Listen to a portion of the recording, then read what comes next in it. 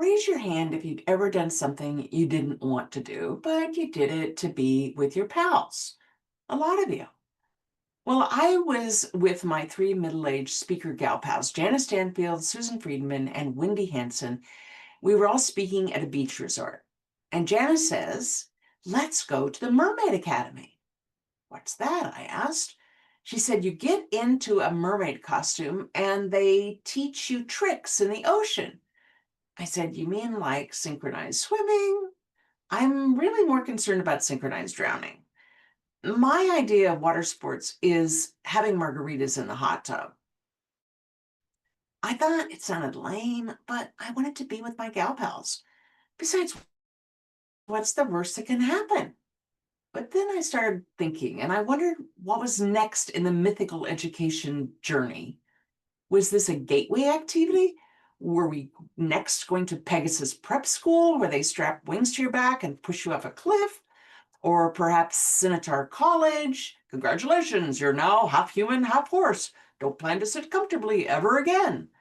Maybe Unicorn University, where they superglue a party hat to your forehead and you prance around looking magical while fighting the urge to impale your enemies?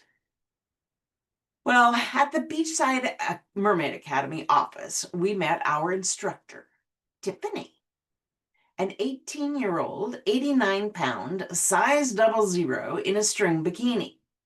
At the office, Tiffany said to slip our mermaid tails over our bathing suits. We struggled to pull on this full-length skirt of Spanx. It was like cramming both legs into one leg of pantyhose. These were one size fits all. Yeah, right, up to my knees. At the bottom were flippers fused together because why have two functional feet when you can have one dysfunctional tail? Now we had to get to the beach, 50 feet away. We tried to walk penguin style, but soon we realized we would be in walkers before we arrived. So we hooked arms and we hopped. Picture 4 middle-aged women hopping across a crowded beach. We looked like we were in the world's most humiliating three-legged race, except with 8 legs and 0 dignity. On the sand, Tiffany told us to lie down.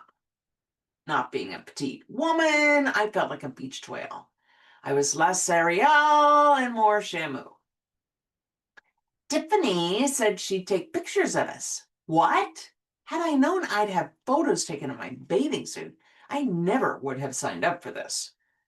When you think of girls posing as mermaids, you probably think of this. Not this. Or this. Or even this. Now, Tiffany said to get in the water 25 feet away to learn the mermaid tricks. Since we couldn't get up, let alone walk in our tails, we had 2 options. We could roll like logs or inch our way on our butts. We chose the latter. We were laughing and screeching so loudly, we quickly became a tourist attraction. I was not wanting to have all of me on display. People started taking photos and videos. We had paparazzi. I covered my face because I didn't want to make it into some stranger's Facebook feed. We didn't want to be like SeaWorld. We wanted to be instead like Don't SeaWorld. It felt like we were in a wildlife documentary called The Elusive Middle-Aged Mermaid. Sir David Attenborough's narration, here we observe the rarely seen middle-aged mermaid in her natural habitat. Now those pictures ended up doing me good. I put one on a meme and another one on the cover of one of my 28 books. When I was keynoting at a conference in a conservative country, the organizer asked me to bring books to sell. Knowing the culture, I sent her the cover asking if it might offend some.